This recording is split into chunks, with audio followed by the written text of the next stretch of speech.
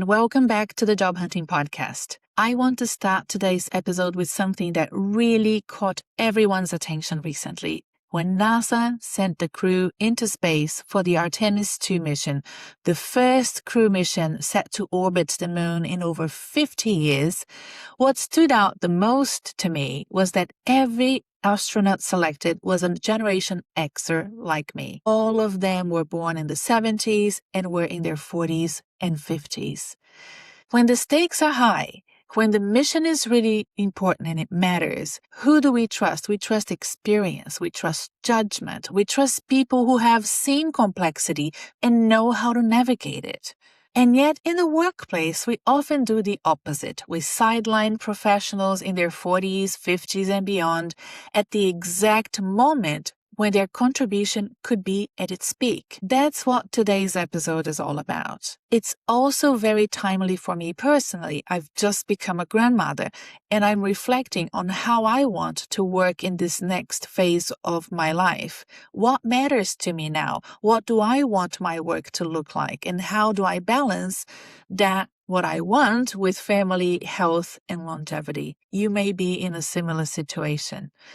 If you've been asking yourself similar questions, this conversation will resonate. Today, I'm joined by two guests. Michelle Lemons is the founder of the Longevity Productivity Lab and a strategic advisor who has spent over 25 years building initiatives across sustainability, innovation, and transformation. She's now focused on what she calls longevity paradox, this gap between longer life expectancy and the declining workforce participation after 45. And Rebecca Hall brings a deeply personal and policy-informed perspective to our conversation. She's held senior executive roles across government and education for over 30 years, and she shares what it actually looks like to navigate career transitions, caregiving responsibilities, and redefining work in midlife. In this episode, we explore why participation drops after 45, even though most people want to keep working, what's really driving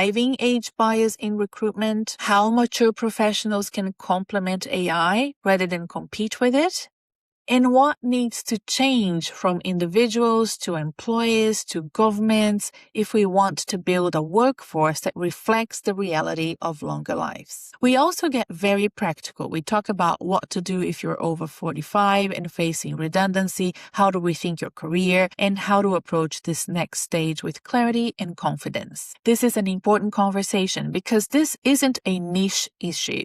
It's the future of work. And if after listening to this episode, you feel like you need support navigating this stage of your career and life, you can learn more about working with me as your coach on my website. There's a link in the show notes, or you can go now to renatabernardi.com. That's RENATABERNARDE.com. And if you'd like Michelle and Rebecca to speak to your organization, your government, or your industry association, you will find links below to connect with them. Let's get into it.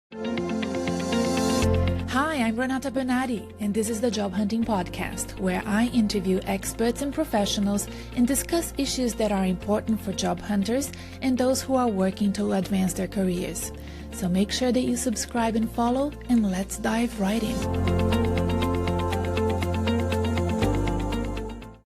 All right, how are we feeling? Are we ready to talk about longevity? We are. We are, yes. Good. So I'm going to leave it up to you as to who wants to go first, but I need somebody to explain to me what longevity economy paradox is. Wonderful. Let me take that one. So that's a great question, Renata. I want to take this in a couple of parts and then glue it back together again. So Treasury talk about the 3 Ps that help our economy prosper. We talk about population, participation, and productivity. And so everyone would obviously understand and agree that growth of the economy is pretty critical for us for the future. And increasing productivity is an important lever to achieve that. Australia's pretty focused on that right now as well. The part we don't seem to be doing so well in is looking at the impact of the ageing population, both from a worker availability and also worker utilisation. And so what we're proposing is that we need to better harness the mature worker population. And in Australia, for example, that's anyone over 45 from a definition. And so we're stuck using an outdated lens that doesn't reflect today's reality. And it shows that our participation is dropping. So what's the paradox? Now that I've covered population and productivity, the paradox is we're living longer, healthier lives.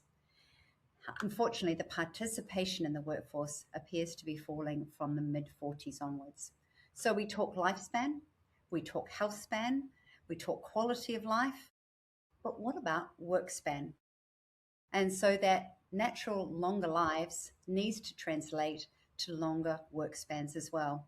And many want to work, need to work, but often can't get access to challenging and meaningful roles. And really, the systemic challenges that we need to bring about haven't been well recognised, and we need to catch up. You would think in an age where this has been coming for some time, we'd be prepared, and yet on the whole, we haven't caught up. And that's both as individuals, as corporates, and governments. And that fundamental rethink is something that's really important, and hence the paradox paper that we've put forward to focus on it. I heard from, I mean, I've read from the documents you both sent me and some other reports that the declining participation starts around the age 45, right?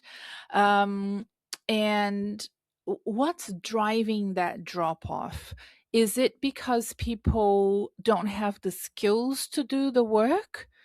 Or is it because the employers are not acknowledging that these people are still productive and ready for jobs? Maybe I'll jump in there first, Renata, just with someone who I feel, from my lived experience of living the paradox and some of the drivers, and then I'll hand back to Michelle on the stats around it. But at 49, I was in my dream job. The job that I'd spent my whole career searching for, and I had to walk away. And I walked away because I was becoming grandmother at a time that I hadn't really planned to, but very excited to be a grandmother. I had caring duties for my parents, both my parents who were elderly, and I couldn't do the role, the size of the role or the type of the role that I wanted to do. And so fast forward 2 years, really firstly connected with Michelle in this in the advisory work around what is this longevity paradox and how is it playing out and what are the drivers towards it. So for me, it actually made me kind of rethink, hey, I've spent all my career moving towards this goal, this position, this title, and actually that's not what I really want. Also, I have another 20 years ahead of me in the workforce, and I want to make sure that that time spent is well spent if I'm making sacrifices or decisions, in balancing family and other responsibilities. So I'm probably a textbook case around, definitely keeping up with my skills and keeping up with, roles and engagement, but those other factors that I hadn't fully considered in life. And I was one of those people who was very shocked when Michelle said, yes, you're identified as a mature age worker. That just did not land with my view of myself, but also with what I think I have and many of my peers have to contribute to the workforce for many years forward. Wow. Okay. Yes, I 100% relate with your experience. I also feel like partly I left my corporate career to have more flexibility, and I'm about to become a grandmother. So I've already started struggling with the need to be entrepreneurial in my own business and the willingness to support my son and my daughter-in-law with the baby. So I need to hear more about how you are handling it all. Michelle, do you want to add something? Yeah, let me, and that's great to hear that story, Rebecca, because I think it's different for every one of us. The data shows a very clear story.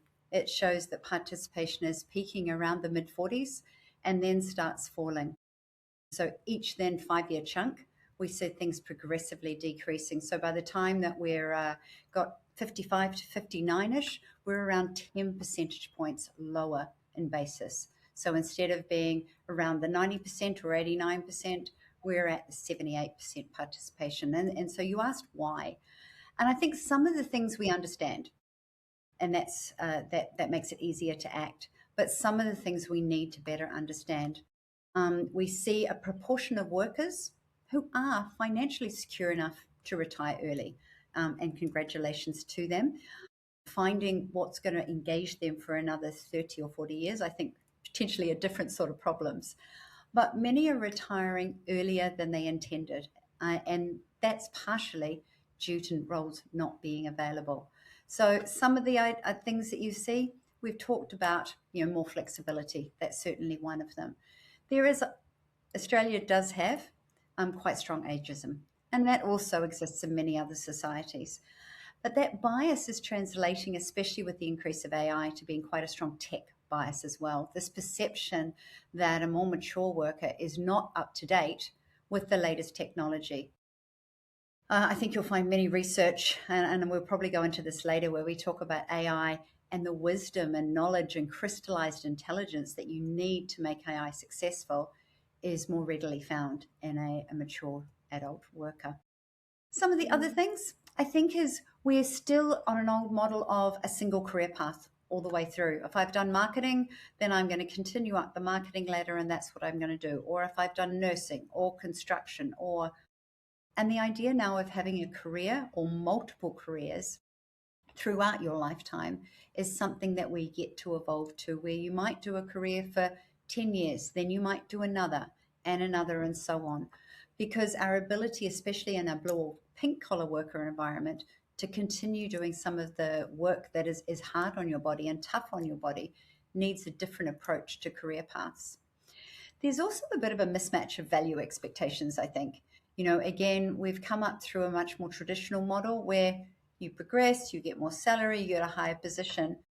And once we've got to a mid-stage, there are only so many higher positions above that. And so how do we realign our own personal expectations of working, of contributing, of finding purpose, alongside actually potentially a lower salary or a different salary to the ones that we've been expecting? Other couple that I'll throw in, I think the inflexible job design. We spend a lot of time designing for the younger gen, then the generation who are busy producing new children, which was wonderful for our economy. Redesign of jobs for a more mature workforce that have different needs has certainly not been there, and we don't measure this. So as a set of corporates, as government requirements and mandatory reporting, we don't capture older workers and what's happening to them, and therefore we've got a lack of data to help inform those next steps. And so those are a few of the things that are showing that we know that we need to work. Well, actually, many are starting to see that we need to work longer, but those pathways are still quite underdeveloped in terms of how we might evolve, where we need to retrain and reskill. Hopefully that gives you a couple of new ideas.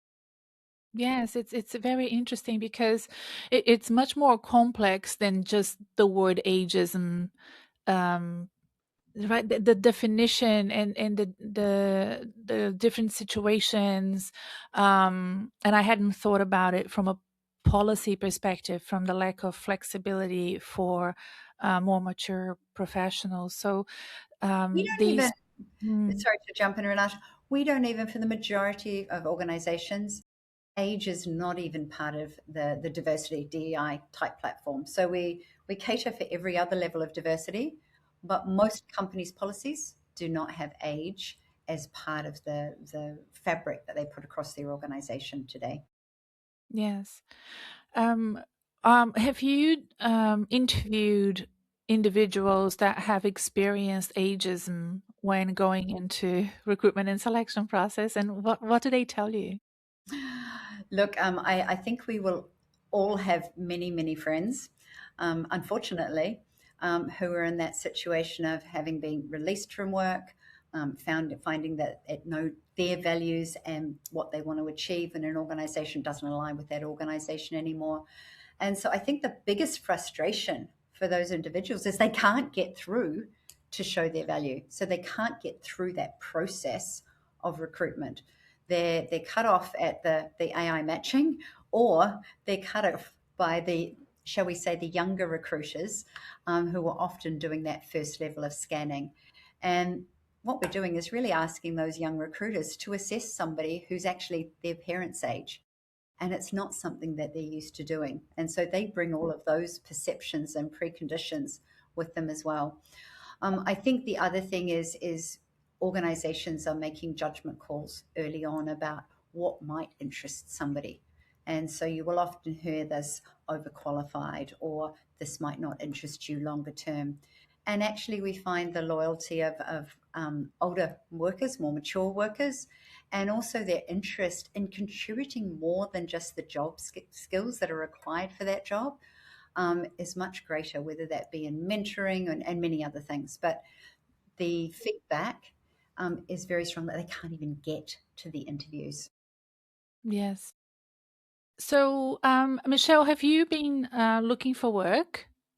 Or Rebecca, either one of you, tell me about your personal experience. Wow. I'll kick off first if you want. Yes, so I've left two jobs actually, left two roles because of different caring responsibilities, and then had to seek new opportunities and new employment. So I left a full-time public service role and am now working in government relations. So working now with an education organisation. So I listened to your podcast a bit, Renata. So I certainly had to make a bold and quick decision, which wasn't about my career. It was about my family and my caring. But secondly, then went, okay, what will work for me? And part of that is I've gone part-time. I am in a role which is adjacent to my usual job, so not leading a team of public servants inside government, but working outside government to help shape and influence policy. So I feel very, very fortunate to have been able to create that. And also alongside this, this project with Michelle was one of my passion projects where I was interested in contributing my policy knowledge and education knowledge into something that I didn't know what the longevity paradox was until I started reading more deeply and understanding it. So I'm an example of, in looking for that next job and finding something now, I also went, it's not just the job, it's actually the other things around it. Where can I volunteer? Where can I connect with like-minded people? Where can I make a difference? And I think that also, this is definitely my personal experience as well, of if you're looking for all of that in your job, you might be sadly disappointed. So, I'm able to work part-time. I'm caring for my dad. I've picked up some research that I started 14 years ago, so never too late to pick something back up. And, connecting with really smart people like Michelle and others who are thinking about some of these factors. And I'll just kind of wrap it in to say, we were just talking about ageism and longevity at that end, but I think we also know there's a bigger conversation around intergenerational equity and fairness, and the opportunity for us to not be coming at this just from, hey, look at us, we're in this 50 to 70 age group, but actually how we're engaging with those. And my daughter is one example who's doing a lot of work in intergenerational fairness and looking at how we actually work more cohesively to create a better future. Okay. No, that's so great. What about you, Michelle? So look, Rebecca's a wonderful example of somebody stepping into a portfolio career, whether it was directly intentional or indirectly just based on your curiosity, Rebecca, but it's certainly evolving into that. For me personally, I had started looking into longevity about 18 months ago. And for me, I love working at systemic change end. And I'd been increasing my focus around societal and people-related changes, following on from spending about 7.5 years in sustainability, and before that, business transformation. And what I found is when I was looking into this on a personal basis, there was so much work that needed to be done. We need to rethink so many of our systems that are antiquated and based on an old model that just doesn't exist. We talk about the change that's coming from an aging population. It's here. And so when I came back to Australia, I was still finishing off some tasks, but I had an opportunity to go on long service leave with the organization where I was with. And I was about to do that and focus on this. And then maybe I bit the bullet and went, let's back myself. So my full-time job is actually finding a way to get a voice for longevity and increasing mature worker participation of the 45 to 65-year-olds. I think it's a critical issue. And everybody that I meet with, and I'm meeting with government, with chairs, with NEDs, with CXOs, CEOs, everybody agrees it's important. The challenge is we need to make a way to turn this to be an urgent problem. And so at the moment, this is very much my full-time job, much like I worked a career job of finding a network and pathways to build an awareness and amplify this message, and then bring a real story that creates a pathway to ambassadors and organizations picking this up for future work. Okay, that's wonderful. We need somebody like you at the helm. Now, you mentioned AI before, Michelle. I want to go back to that conversation. I have been discussing AI, it seems like 3 years since ChatGPT has been around, because when ChatGPT and other AI tools came about, it meant that the job seeker had tools to use to balance off the use of automation on the employer side when it comes to applicant tracking systems. So it became more of a fair game, but then it added a whole bunch of complexities and created other issues. More broadly, talking about AI in the workforce, there's a lot of fear that automation will push older workers out. I think it's already doing that. We also talk about the fear that automation will reduce the number of younger workers coming into the workforce. Korn Ferry's report, I interviewed the person in charge of that, pointed out the fact that if we don't have those younger workers, we have lack of succession planning, and then we will eventually run out of leaders. So it's such interesting conundrums that we have with AI. How do you see the mature professionals best complementing AI rather than competing with AI? Look, and I think that's a really good entree onto this. One of the terms that I came across a month or so back was crystallized intelligence. And I really liked that term in relation to AI and mature workers. So we all know, as you've highlighted, the younger gen are facing a few challenges. In fact, as an attractive group of people, the mature worker is slightly more attractive. So employers will look to hire an employee over 50 in just over 50% of cases. For the under 25, that's below 45%. So the mature worker here is a little bit ahead of the game for a change. But if I take it back to the mature worker, and what do they bring? They bring those sets of experiences. They bring context. They bring judgment. They bring the so what, and they bring the ability to ask the question in a different way. And so there is an extreme amount of bias in this area where people go, oh, it's tech. Oh, an older person isn't up with tech, can't manage it. And so for people who are tech in the industry, so, many people actually are playing with this every day themselves and personally leveraging it to help with their job, like applications to help with their jobs. And so I was trying to pull together some pieces for an article the other day, and a search using AI, using our co-pilot, turned up over a dozen articles that talk about AI and the mature worker and the efficiencies and effectiveness that are there. What we're doing is we're missing connecting the dots here. That the sorts of skills that you need in 2030, if you look at WEF 2030, what are the skills that you'll need? The majority of those are soft skills. And those are the skills that a mature worker has developed. Now, I'm not saying they don't need to learn. Absolutely, they need to learn. but actually you'll find they've gone through many iterations of technology becoming a part of their role and actually being important to them delivering the value that they need to as organizations, as individuals in those organizations. What's happened in organizations is the lack of investment in those individuals above a certain age as well. So I think there's dozens of studies that talk about the value. What we're missing is connecting and removing this bias about workers' inability to learn. Mm. If you were talking to a skeptical CEO about the need for a role like chief longevity officer, or a more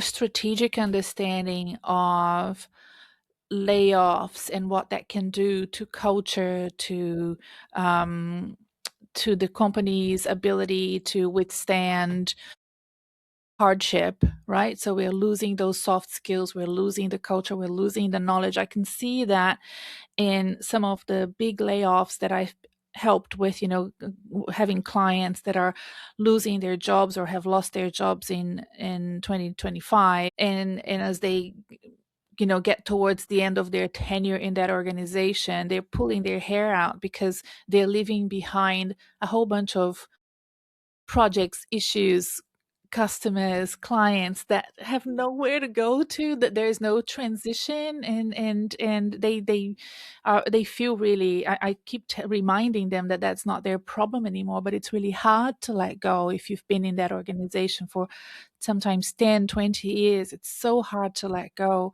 of something that you were the caretaker for so long. So if you were talking to a skeptical CEO, what would you tell them? Did you want to jump in, Rebecca, and kick us off? You go first, Michelle. Okay. I'm going to do this really simply because I was having this conversation with NED chairs as well as CEOs. So I want to borrow my sustainability set of experiences. And the reason I'm doing that is because this needs to be a hardcore financial reason to sit up and pay attention. There are so many competing demands for executives in today's working environments.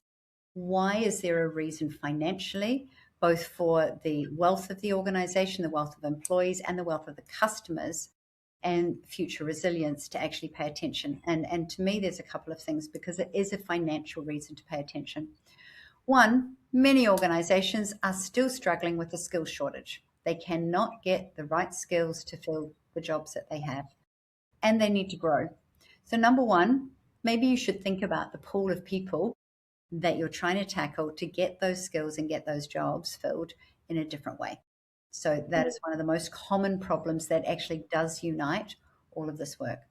Second reason to pay attention is your customer base is changing. Unless you're into some products and services that are absolutely have a huge target market of the very young, and even that market's shrinking, the customer base is moving. And needing to track that, understand what that means for your product design, for your customer experience, becomes really important. Michelle, thank you so much. I think what you're providing to the audience here is a very interesting understanding of things that I hadn't thought of. I am assuming many of my listeners hadn't thought of as well. I want to go into more of a practical arena now. And maybe, I'm assuming Rebecca will have a lot to say, but I want both of you to tap in. Starting with, if we are sitting next to a 50-year-old who has just been made redundant, what would be the 3 things that we would tell them to do in the next 90 days? And I say 90 days because that's usually the span that people believe that they need to get a job. I mean, some people are ridiculous, I have to say. I have a client who this year called me in early January to say that he needed a job in 30 days, and he's a C-level professional, and I'm like, sir, I'm so sorry. I'm not a fairy godmother. just a career coach. And it took him just over 3 months. So he managed to get a job just over 3 months, which is very good for a C-level professional on a very high income. So what usually I've been telling them tends to vary because it starts off with long-term planning. I have clients that are in their 50s that want to retire in 10, 15 years, and I have clients that are in their 50s and never even thought about retirement. Sometimes because of financial issues, many times because they just like the idea of being busy. They're worried, from a health perspective and a well-being perspective, they're worried about their understanding of retirement from what they have seen from previous generations is that your cognitive abilities go down, your health goes down. It's just people not being stimulated enough, so they don't want that. I think that the most important thing in the beginning is to have that self-reflection. Would you agree? Absolutely. I'll jump in there. I think absolutely. And also that even though you do want to, there's a sense, an action bias, you need to change something. There is a moment, whether you've been made redundant or you've left for other reasons, there is a period where there may be grief in losing that role or that career or that opportunity, but also it's not the time to beat yourself up. It's the time to be kind to yourself and take that, whatever that reflection looks like for you. And I love your focus on the long term as well. It's not, I know there's a sense of what's the next and how do I get it now, but also certainly at this stage of our career, what does the next 10, 20 years look like? That's probably not how I had looked at my career earlier on. And it's a great opportunity in some ways to be able to, if you can, stop, reflect, be kind to yourself, number one, in that process. Yes. The second thing that I would tell my 50-year-old client is that they need to upskill their understanding of recruitment and selection. It's not even the understanding of their profession, not yet. It's the understanding of what's needed in the marketplace to get employed, or to change careers, or to go out and talk to the network. It seems like most 50-year-olds, I'm 53, 54 by the time this podcast comes out. So I know my generation. I'm lucky that this is what I do for a living, so I have a better understanding than most. But my Generation X, they're cynics. They poke fun of themselves. They poke fun of people that is good at self development or self-selling or personal. They make fun of the word personal branding. I know them. They're all my friends. I understand how awkward it is for them to be in this situation where they have to go to market and have to have that vulnerability to expose the situation that they are either changing careers or changing jobs. It's a changing status quo they're not familiar with. Again, I'd love to get your feedback about going into networking and recruitment when you are in that sort of crossroad in your career. Michelle, do you want to go first on this one? Yeah. Look, I think I found one of the interesting things about, again, times having changed and yet our old perceptions having not. So when you actually speak to somebody and they say, "Oh, I'm not getting through to the recruiter," or "I'm not getting through to the job interview," and then I've asked for many occasions, "So how have you got your last two jobs? Did you get them through an application process?" And you can guess what I'm going to say. Most people haven't got the jobs that they've got in the past through recruiters, and yet we have this automatic default back to applying for a job that's advertised on LinkedIn or somewhere else. And so I think that default is to do with our comfort levels of going and putting ourselves out there. So that's true. But I think we also need to recognize that default is not how we got our jobs in the first place. Mm. I think that's probably one thing. I think the other thing is that change and the importance of networking. It was one of those things that I probably learned about 4 years ago, and I wish I'd known way back when, that the connections and how you interact with people is the most important thing. The skills that you have, there are many people out there that have the same skills. but it's how interested you are in what those companies are doing, how much research you've done, how much preparation, and the investment that you're making in creating that understanding. The other thing is just that old ways. So utilizing it can take an awful lot of time and a lot of energy to apply and get up to date. There's so many tools out there today to help us. Let's use them, I think, is probably one of the things. And just to bring that back to the personal value, if you've been in a corporate environment for a long time and you haven't had to switch and change and set new things up, that is a really important part, I think, for me. So both I agree with the what's changed about recruitment and how to get a job, but also how you value what you've got and how you would translate that. So, the softer skills, how they translate across sectors, I think is a really important part. And I will check one more thing. I know I said I was going to nearly be done.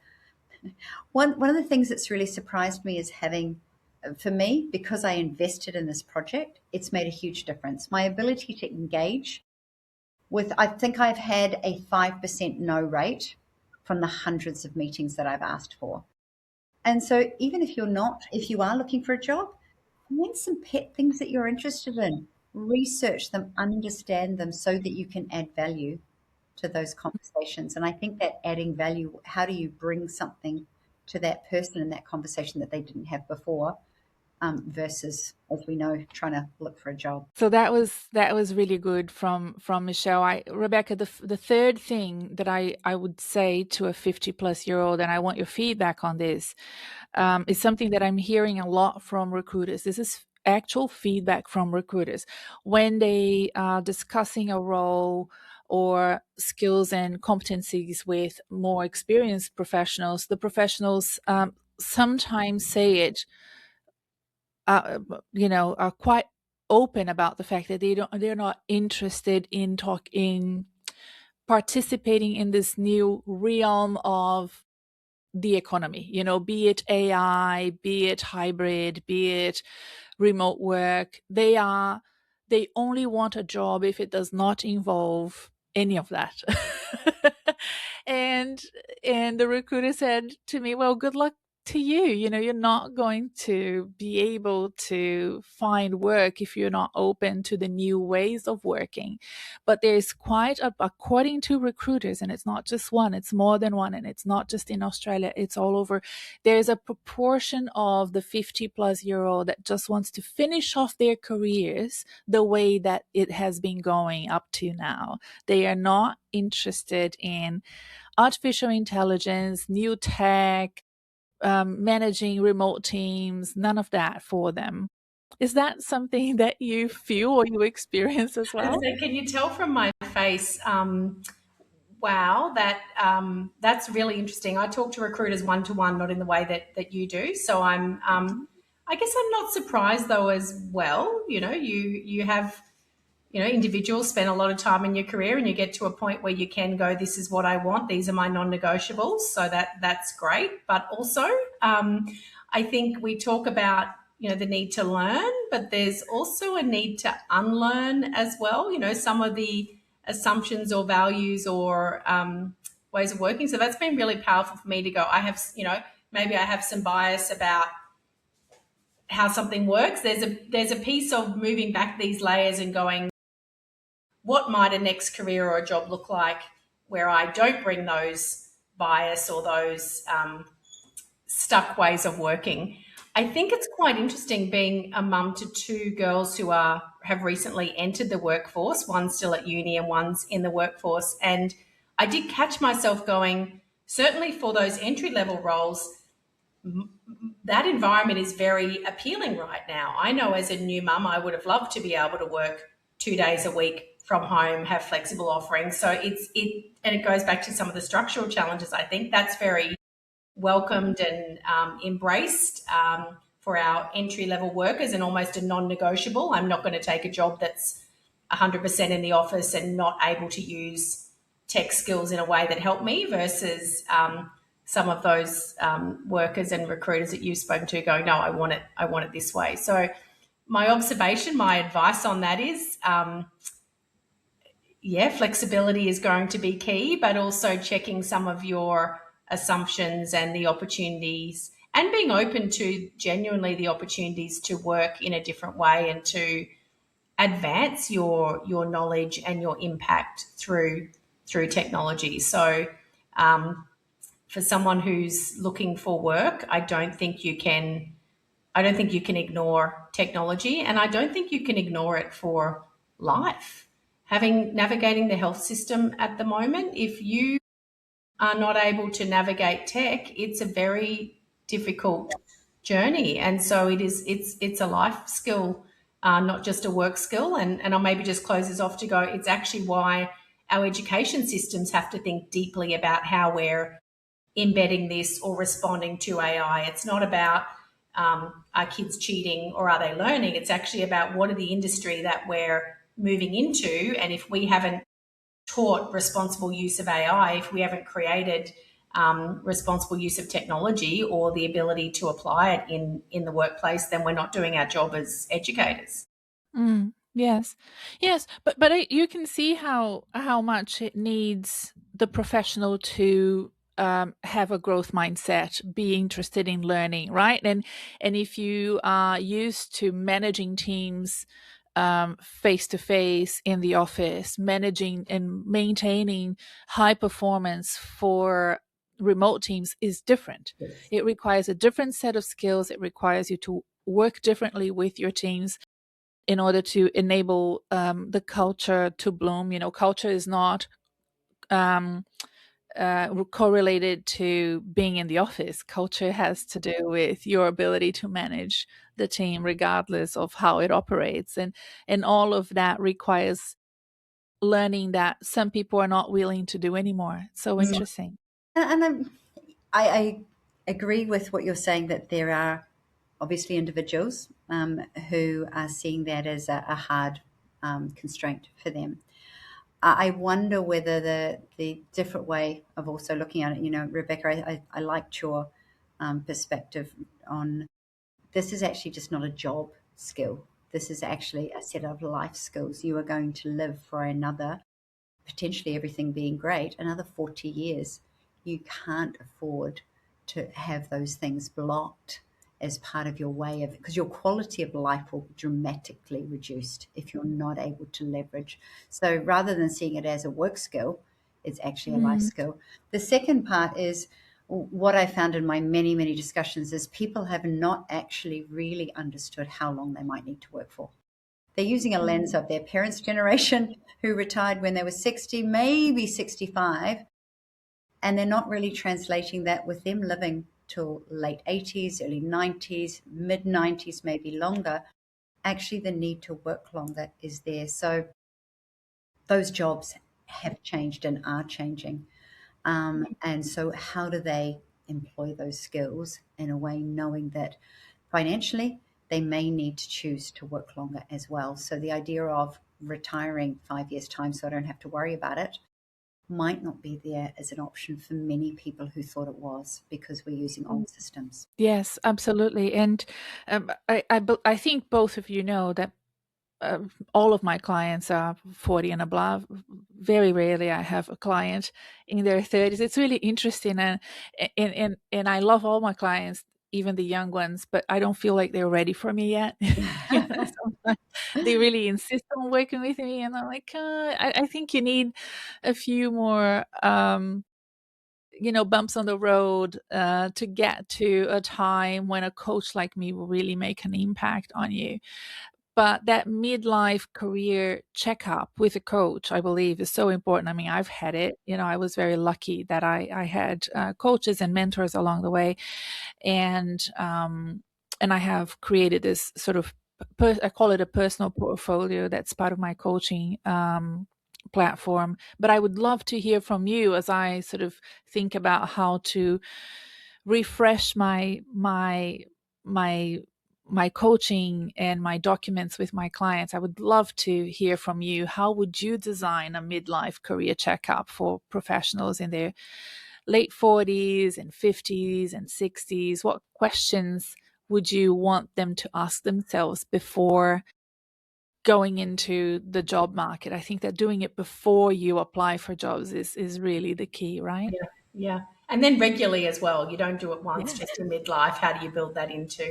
I'll kick off I with think the at first least once a year, Rebecca. That's what I tell them. At yes, least once time a it. year. Yeah. I'll kick off with a few questions, but Michelle will surely have more. I think, and this is my personal experience for this first one, and I wouldn't have added it to this if I hadn't fully have lived it and breathed it. But the first question is, what matters to me most? And I don't think I hadn't stopped long enough to really think about that. So where do I get my energy? Where do I get my motivation? What are the sorts of people and projects that bring me joy and light? And in some ways, that's a luxury to be able to stop and ask that question. But I think it's important all the time, but absolutely critical in midlife when literally things are changing around you. Kids are growing up, life choices are different. So that would be the first piece, and I'm pretty sure there's something like that probably in your checkup already. I go back to the second question around where we were just at in terms of AI technology and different ways of working. I would be checking in, going, one of my skills, my judgment experience, where do I fit in this new AI era? Because it's not going away. The individual providers or solutions or products will change and will morph, but it's not going away. So actually, aside from embedding yourself in the practice and learning, it's also thinking clearly about what do I bring that AI can't do? Where's my unique humanness in this conversation? And the last check-in for me, midlife, and Michelle said this, midlife is, lifespan, work span is changing. So having a longer term plan, what does the next 20 years look like? And having a view not just on career, but all those other aspects that make life worth living. They're my top three. Do you have anything to add, Michelle? Yeah, I do. Probably two things. And look, I love the point. We need to be doing this far, far earlier, and we must be taking a much longer term perspective in the way that we consider this. That doesn't mean you don't pivot. That doesn't mean you don't reconsider, but allowing yourself the time to consider what's most important. And I love the energy perspective. I think that's a really important point that I've seen of people who, in fact, I just met with someone this morning, and he's understanding now a lot more about where he sees his purpose and energy versus a full-time career job, and therefore has moved into much more of a portfolio type set of work. I think that probably the thing that I wanted to encourage as part of that checkpoint is the choices that we have and the result of those choices. And what I mean by that is we end up in a situation where we end up blocked because we think, well, I've done this, I've got this dependency and that dependency, and we don't think about having multiple careers and changing and actually, being that florist that you always wanted to be. Okay, it might have a small amount of the salary that you had before, but if it makes you really happy and it could result in you working longer, so be it. Becoming a teacher, so allowing the idea of having a different career because we're going to be working for 40 years potentially, and saying, actually, I do have choices. And how might I execute on those choices, I think is a really important to think, versus just, I need a new skill set to continue to progress. So that's probably one thing I add, is the active choice and owning it and driving it and being the one who makes those decisions versus somebody actually making them for you. And unfortunately, you maybe being the ones that they choose not to have stay in the company. Yes. Michelle, I have spoken about this on the podcast quite a lot, but maybe a couple of years ago, and I haven't spoken about it enough now recently. And it's this idea of us being burdened by the sunk cost mentality, right? So you've invested so much in this. What people don't see is that for you to carry on with a career that's not attractive to you anymore, if ever was. Sometimes people choose careers because of circumstance, because of what their parents wanted for them. But what will happen now is you will have to continue to invest in that career that you don't even like. Whereas you could be investing in a career that you actually want. Or it doesn't even have to be a career, it can just be a job. People have different ambitions. Follow what it is that you really want to do. We are in that privileged part of the planet where people that are listening to this podcast, I assume, are privileged enough to make those choices. And the other thing that I see happening is a lot is people feeling like they cannot ask anybody for help. And when you are unemployed, especially my clients in the United States. I mean, we're lucky here in Australia. We have more support here. My European clients, they're super lucky as well. They have lots of support. If you are in the United States and you're listening to this, know that it is okay for you to go and ask people, can I stay at your place? Can you help me, mom or dad? Even if you're in your 50s, it doesn't matter. Ask for help, because if you have time, you will be able to pay them back, support them when you're older. Like, you know what I mean? Like it will also always be a situation where it's symbiotic, right? You will help them back when the time comes as well. And I can see Rebecca nodding a lot.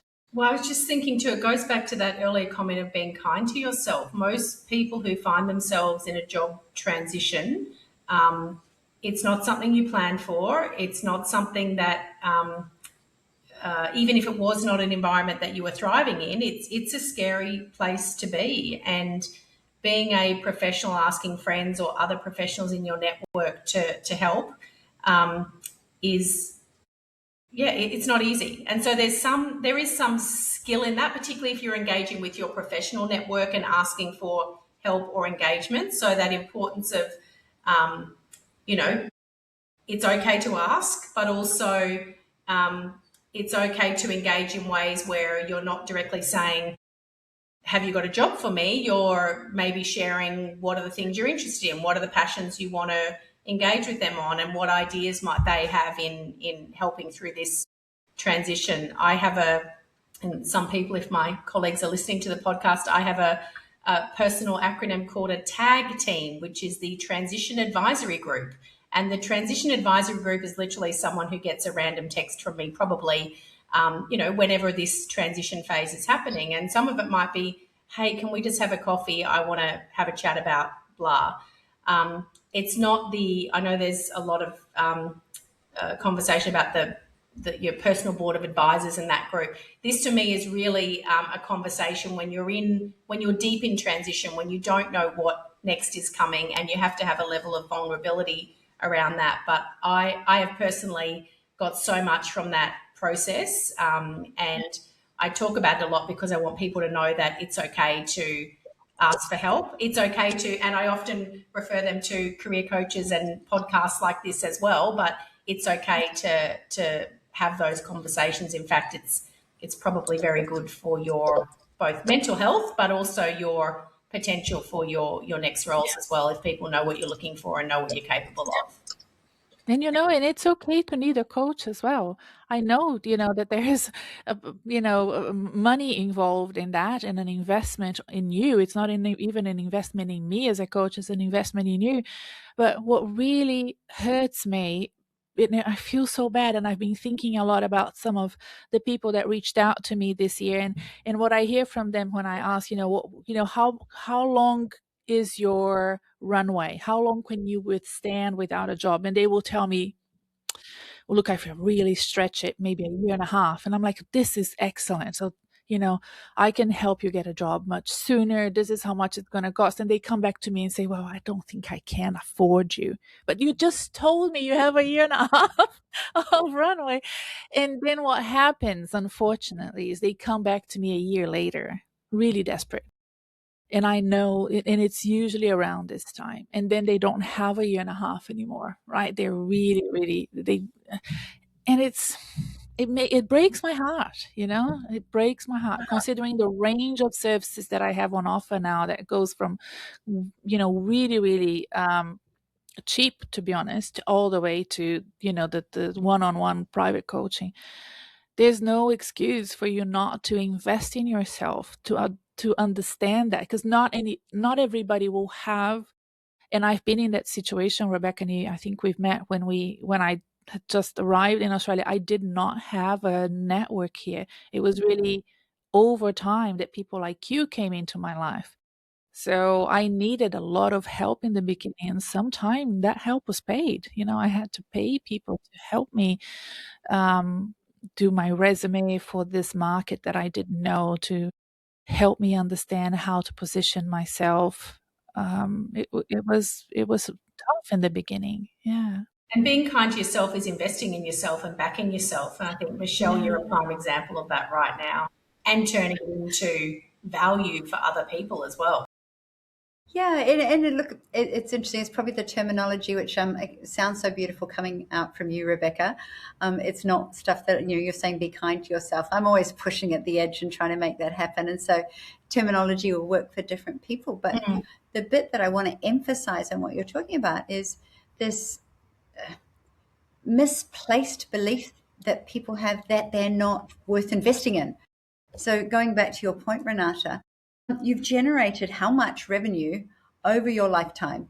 You're talking about a really small percentage of that, which is important to spend with somebody that, and it's really important that you find somebody that gels for you, that works for you, and that offers you practical advice. But let's be honest, it's a practical cheerleader who's in your corner, but who will also, you can see the results, right? And so much like you run your business or that you run your role with expecting outcomes and you needing to put in work to deliver things, it's the same thing. And so seeing it versus seeing as a transaction, it needs to be seen as an investment in helping secure that future perspective. And so I think that reframing and rethinking is a really important part of a coach, and saying, we're worth it. You're worth it. So Yes. Thank you for that, Michelle. That really makes me happy. If we had to give our listeners a final one action from each of us for them to take away and start, considering how they can reconsider their career for 2026 and beyond, what would you say? Let's start with Rebecca. One action. One action: stay connected.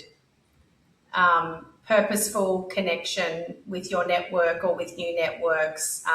There can be a tendency to kind of go inside and solve it on your own. Stay connected, and in that connection, you'll be adding value for other people as well, not just and I can use, the reason why Michelle and I are on this podcast here is because we stayed connected and I stayed curious, and I said, hey, I'd love to volunteer to help shape this. I played a very, very small role in what Michelle's doing, but that stay connected and stay curious, I just took one and made it two. So there you go. That's good. What about you, Michelle? I'm going to go the curious. I'll pick up on that. Courageous is one that I would want to add. Staying courageous is a really important part. We've had different stages of our lives, taking risks. The risk of not finding something, if you're actively involved in it, actually reduces significantly. So when you actively pick it up and pursue it, it may not be the thing that you thought you were going to, but courageousness, I think, is a really important part. But also, and I'm going to tack one on, is saying, how do I bring this thinking, how do I bring this rethink into different parts of my life, whether it be relationships, my volunteering, my learning, so that I don't become so fixated on a single path, which is getting a new job? What are the other things that actually, by the very nature of doing them, they will actually help you become more confident, be more balanced, be more broad in the perspectives that you offer, and therefore make it more attractive to have a conversation that might lead to future employment? That would be my... I love that. I love both of those things. I'm very much about courage over confidence, 100%. What's your advice, Renata? My advice, well, because you've been so good in giving great advice, I think that the only thing I would add that I think is really important is to understand what you're fearful of. Name your fears, write them down, because our brain plays tricks on us. And it sort of it exacerbates fear, and it makes the world much more complicated than it needs to be. So maybe if you put down in words what it is that you're worried about, you might see how small those things are in the scheme of things, and how much you can overcome them just by having some strategies and techniques from your courage and from your network to overcome those fears. So maybe that's what we can end up with. Love it. Thank you so much for joining me, Rebecca and Michelle. I really want to stay connected with you and support you in your pursuits with this longevity project that you have going on. I will put a link below so that people that are listening today, so that they can learn more about what it is and connect with both of you on LinkedIn if they want to. But thank you so much for coming on the podcast. Thank you. Yeah, thanks for the opportunity, Renata. Love the conversation.